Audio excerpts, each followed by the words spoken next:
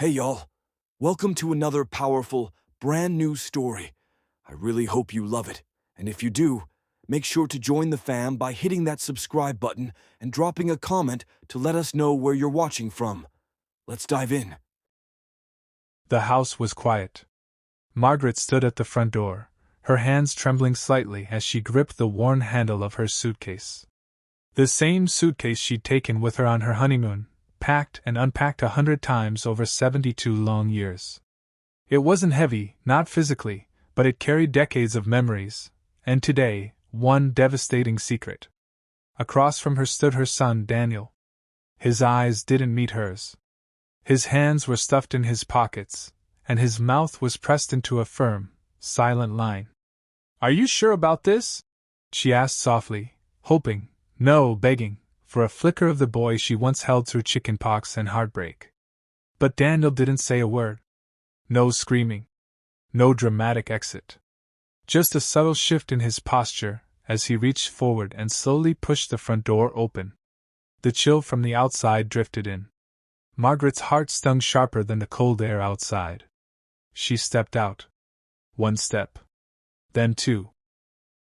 The door creaked closed behind her without a word, and that silence cut deeper than anything ever had. It wasn't just a home she was leaving. It was the last place she had believed she was still needed. She stood alone on the sidewalk, her hands gripping the suitcase, her heart pounding against the weight of her years. No one asked if she needed a ride. No one waved from a window. And Daniel didn't look out to see if she was gone. She didn't even cry. Not yet. 3 hours later, Margaret sat on a wooden bench at the Greyhound bus station. Her back ached, her scarf was too thin for the chill of early March, and the coffee in the styrofoam cup beside her had gone cold. People moved around her in slow motion, rushing with tickets in hand, murmuring to their phones, dragging duffel bags like anchors. But Margaret sat still, a porcelain statue in a world that no longer noticed her. She had no plan.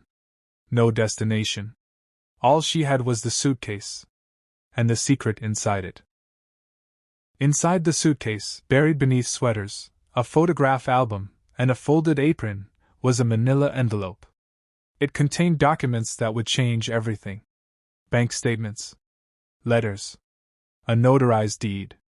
And a cashier's check, made out to her name, for $1.3 million. Money that Daniel didn't know about. Money she'd earned over 20 years of quiet, meticulous work for a late client who had no family and no heirs. A man who left her everything after she cared for him like a daughter when no one else would. Margaret never told Daniel. She thought she might one day. Maybe when he was struggling. Maybe when he seemed to need it.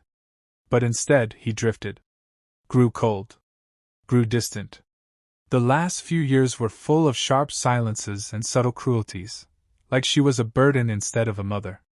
Now, as the bus lights flickered and her breath misted in front of her, Margaret felt something new.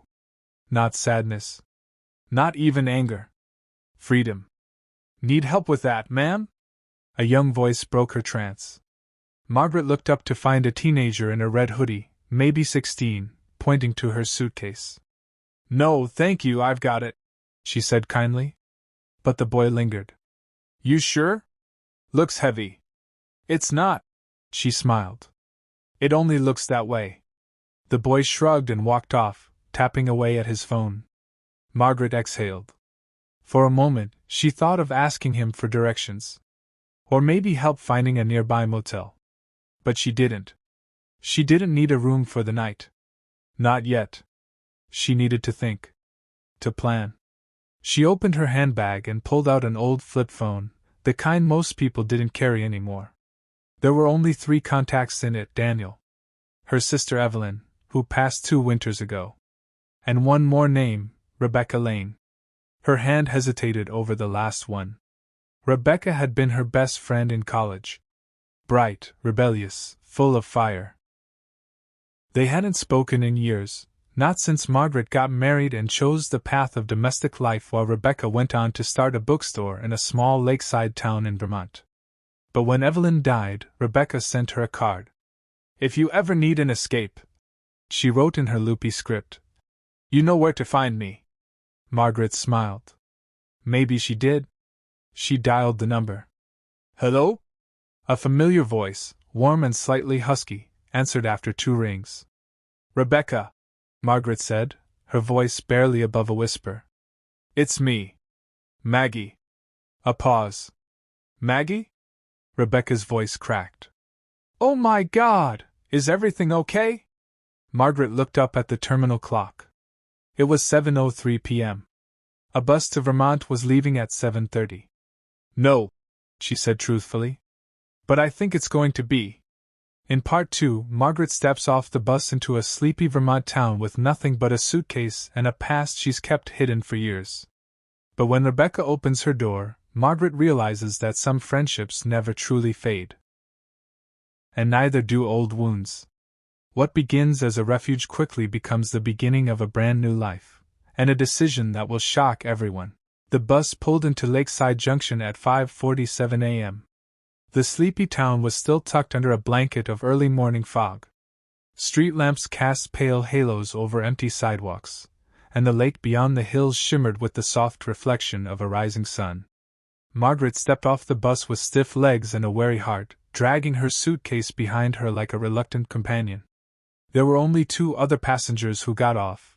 Either of them paid her any mind. She didn't need them to. She had a mission now. She walked 4 blocks down Main Street, past the shuttered bakery, the old cinema with its faded marquee, and a flower shop that was just turning on its lights. It had been over 30 years since she'd been here. But the town hadn't changed much. Nor had the bookstore. It sat quietly on the corner of Cedar and Park, with ivy crawling up one brick side and a carved wooden sign that read, The Book Nook, EST 1983. Margaret stood in front of it, taking in the faded display window. Books on gardening, mystery novels, and a children's storybook with a teddy bear on the cover. The bell above the door jingled when she pushed it open. A sleepy voice called from the back. Give me a second! I haven't had coffee yet. Margaret smiled. Moments later, a woman emerged from behind the shelves. Her hair was silver now, wild curls still untamed, glasses perched at the tip of her nose. She looked up and froze. Maggie? She whispered. It's me, Margaret replied, her voice tight with emotion. Rebecca stepped forward, eyes wide, heart suddenly in her throat. She didn't ask questions. Didn't demand explanations.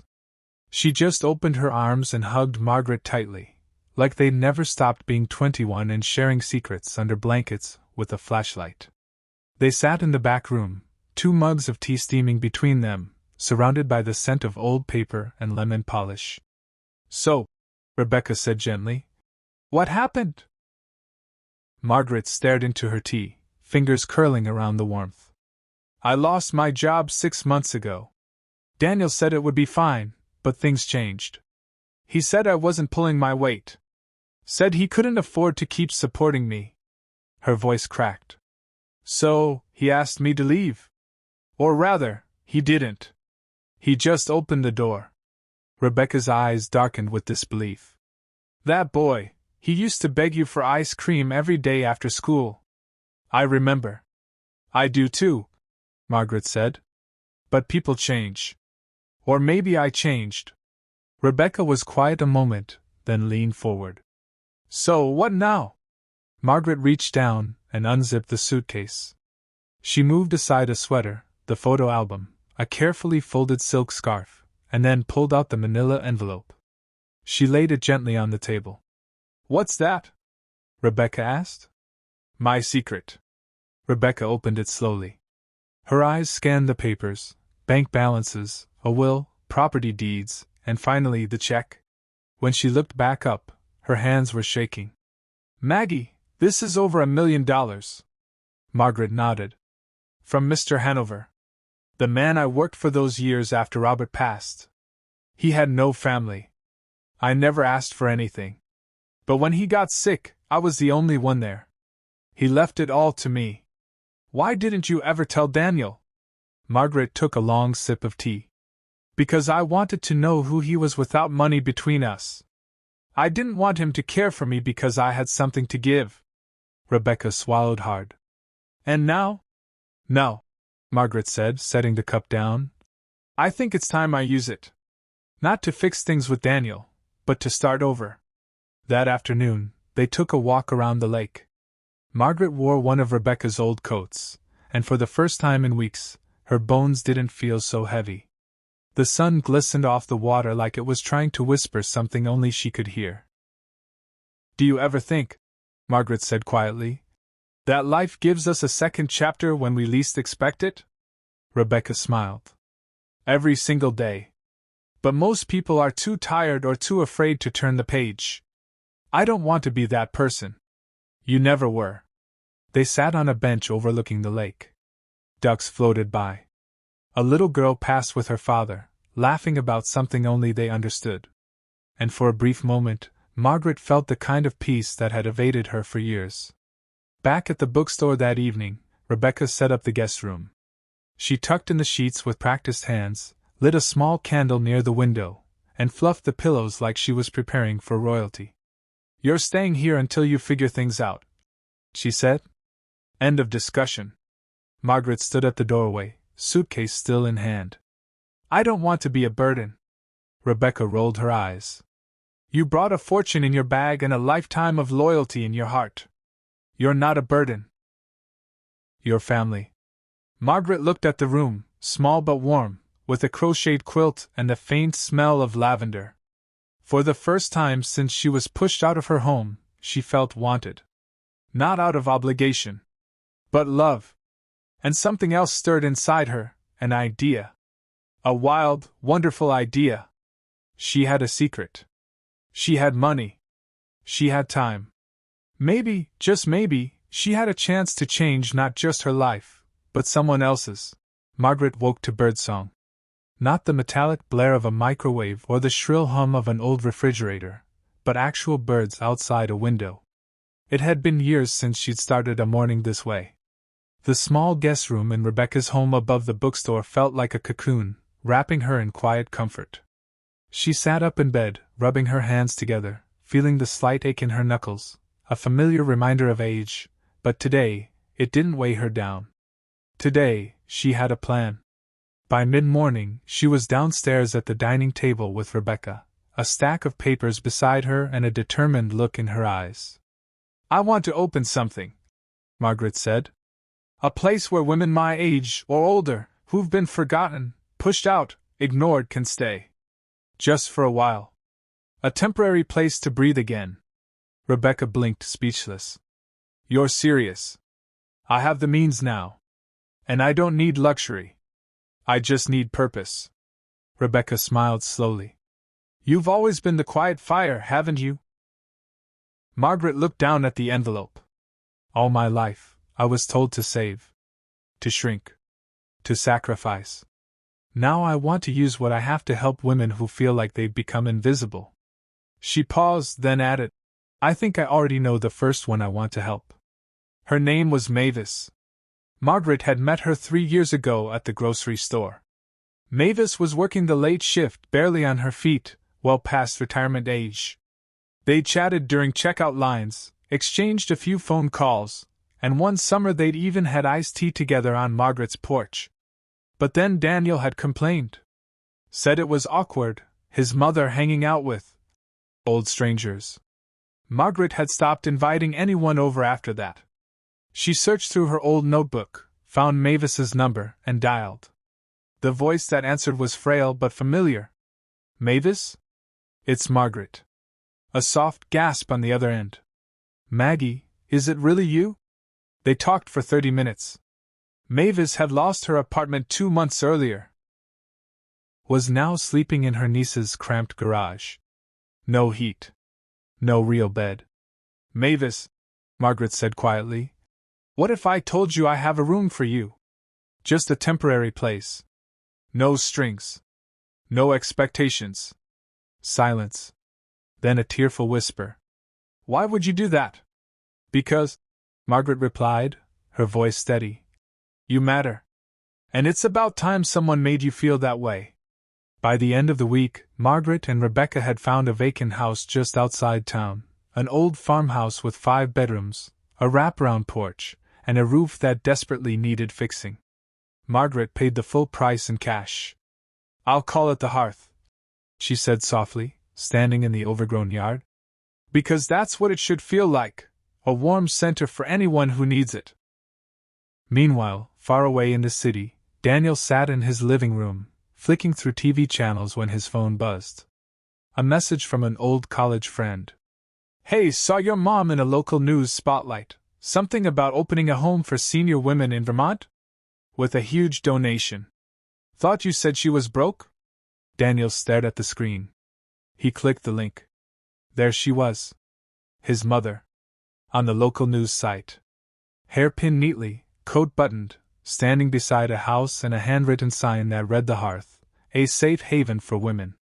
The article described her donation, her plans, and a vague reference to a long-time inheritance held in trust. Daniel's blood ran cold. He hadn't known. Hadn't asked? He thought she was just old and useless. Just another mouth to feed. She'd been working, quiet, dependable. But he never wondered what else she might have carried. He felt sick. Back in Lakeside Junction, Margaret was sweeping the floor of the Hearth's entryway, pausing every now and then to look around at the freshly painted walls and the way the morning light danced across the floorboards. Mavis had arrived that morning. She cried when she saw her room. A second woman, Cheryl, was scheduled to come in tomorrow, recommended by Rebecca, who'd met her through the library. A retired teacher. Widowed. Nearly homeless. Margaret was building something. Something she wished had existed when her life first started to fall apart. And for the first time in a long, long while, she wasn't surviving. She was thriving. That evening, as the sun set over the lake, Margaret sat on the porch swing with a mug of tea in her lap. Rebecca joined her, her eyes full of admiration. "Do you ever miss him?" she asked gently. Margaret looked out toward the trees.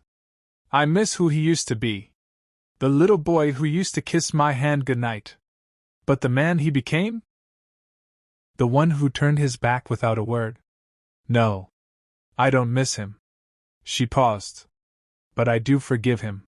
Rebecca squeezed her hand. "You're stronger than I ever was." "No." Margaret smiled. "I just had longer to learn." The Hearth had been open for just under a month. 4 women now lived there, each with a story, each with wrinkles from hardship rather than laughter. They shared meals at a long oak table, told stories after dinner, and sat on the porch most evenings with mugs of cocoa in their hands and blankets over their knees. There was no judgment here. No pity. Only peace. Margaret was more alive than she had been in years. She spent her mornings gardening with Mavis, afternoons writing letters to donors and organizations that might help fund future expansions, and evenings watching the stars with Rebecca, talking about dreams they were finally living in their 70s. Word had spread quickly. A journalist from a regional magazine had visited, taken photos, and written a piece called "The Woman Who Built a Haven from a Suitcase." Donations began to trickle in. So did letters, from women across the country, some seeking help, others simply thanking her for what she was doing. But not all attention was welcome. One gray Tuesday afternoon, as Margaret folded clean sheets in the laundry room, she heard a car pull into the driveway. She glanced out the window and immediately went still. A black sedan. And a familiar silhouette stepping out. Daniel. He didn't knock at first. Just stood there on the porch, looking at the building as if trying to understand it. When Margaret finally opened the door, their eyes met for the first time in over a month. He looked tired. She looked unshaken. "Hi, Mom," he said, voice strained. Margaret stepped aside. "Come in, or you'll catch cold." He entered slowly, eyes darting around the warmly lit hallways, at the cozy furniture, the smell of soup simmering from the kitchen. It was too inviting, too alive, and far too humbling. "I saw the article," he started, sitting stiffly on the edge of the sofa. "I didn't know. About the money. About any of this. I know you didn't." she said gently. You never asked? He winced. I thought you were struggling, he mumbled. You said you lost your job. You never mentioned that I had over $1 million? She finished, her tone calm. No, I didn't. I wanted to see who you were when I had nothing. Daniel looked down at his hands. And you didn't like what you saw? No, she said. I didn't. The words hit him like a slap, but they were true. He'd chosen pride over compassion, cold practicality over kindness. And in doing so, he'd pushed away the one person who had stood by him his entire life. I was under stress, he tried. Work's been hard, and… Daniel, she interrupted, her voice firmer now. You don't need to explain. I'm not here to scold you. I'm not angry. He looked up, confused. Then why does this hurt so much? Margaret stood by the window, the fading light softening the lines on her face. Because deep down, you know what you lost. And so do I. They sat in silence for a long while. Daniel's eyes scanned the framed photo on the wall, Margaret and 3 of the women from the hearth, all smiling under a tree. He couldn't remember the last time he'd seen his mother smile like that. I don't know what to say, he admitted. You don't have to say anything. But I want to. She turned toward him. I'm sorry, he said. For pushing you out. For forgetting who you were. For seeing you as a burden, when you were the only reason I even got where I am. Tears touched the corners of his eyes. Margaret sat across from him, clasping her hands in her lap. I forgave you the day I left, she said quietly. But that doesn't mean everything goes back to the way it was. I'm not asking for that, he replied. I wanted to see you. To say I was wrong. And now you have. Before he left, she walked him to the door. He turned at the step. Is there anything I can do to help? Margaret thought about it for a moment. There are hundreds of women like me, Daniel. Women your age pretend not to see. If you really want to help, see them. He nodded. Are you happy? He asked her at last. She smiled, a quiet, deep smile that came from a place of healing. Yes, she said. I really am. He walked down the path slowly, the weight of his choices following behind him like a shadow. That night, Margaret sat alone on the porch. The breeze was cool, and the porch light flickered softly.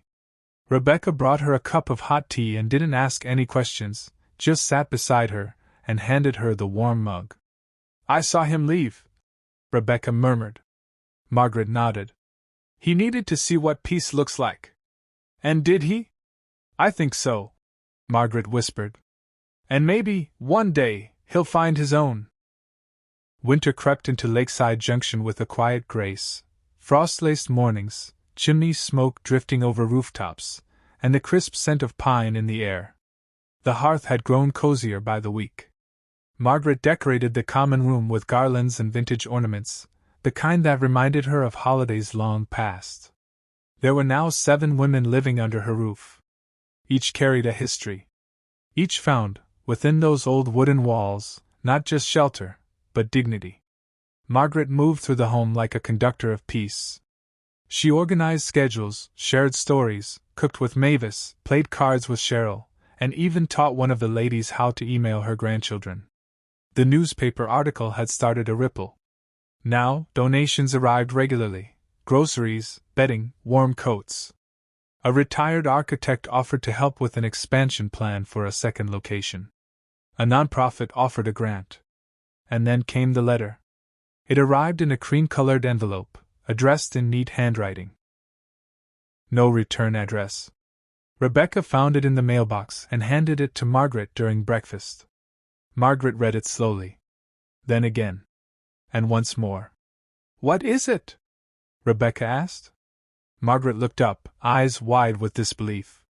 It's from the Hanover estate attorney. I thought the inheritance was settled? It was, Margaret said. But this isn't about money. It's about a building. A small inn in Vermont that Mr. Hanover acquired years ago.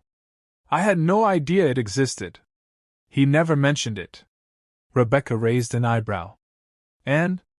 They're offering it to me. Fully transferred. Free and clear.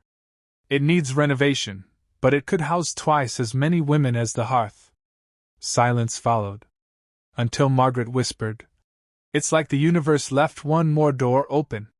The next few weeks were a blur of calls, decisions, signatures. Margaret traveled with Rebecca to see the inn, an aging but majestic building nestled near a frozen lake. Sturdy bones. Endless potential.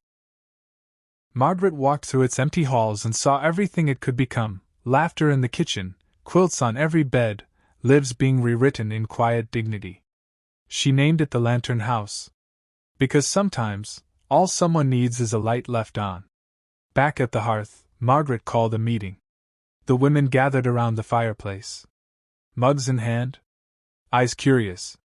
Margaret stood before them, her voice strong and steady. "You've all been part of something beautiful," she said. "And it's just the beginning. We've been offered a second house, bigger, colder, but full of promise. I'm going to need help building it into a home." A silence followed. Then Mavis, with her crooked hands and sharp tongue, said, "You want volunteers? I've got a hammer and opinions." Laughter echoed through the room. Then nods. Then hugs. They would build it together. Weeks later, on a snowy January morning, Margaret stood in front of the Lantern House with a clipboard and gloves. Trucks arrived with supplies. Volunteers shoveled paths. Paint swatches were chosen, walls scrubbed, floors reinforced. It was hard work. But Margaret had never felt younger. Daniel called occasionally now. Nothing too deep yet. But she could hear something in his voice she hadn't before: respect. He donated anonymously to the project. She knew it was him. She didn't call him out.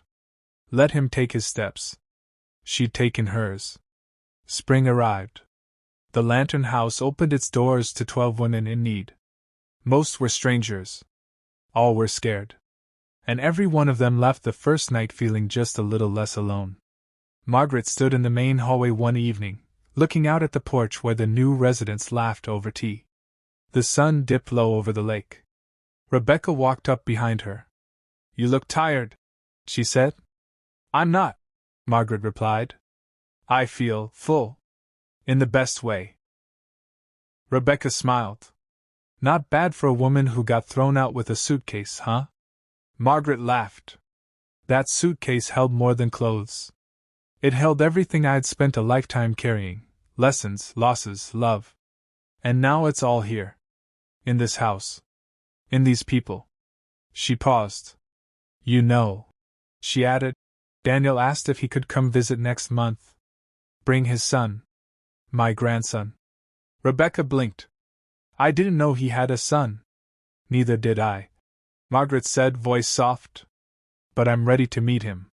Later that night, Margaret pulled out the old suitcase from the closet. She opened it, touched the fraying photo album inside, and traced the outline of a younger Daniel smiling beside her. So much had changed. And still, the essence of who she was remained: resilient, hopeful, and finally seen. She closed the suitcase, not in grief, but in gratitude. Some people wait a lifetime for their story to begin. Margaret, at 72, had lived 2 of them. And she wasn't done yet.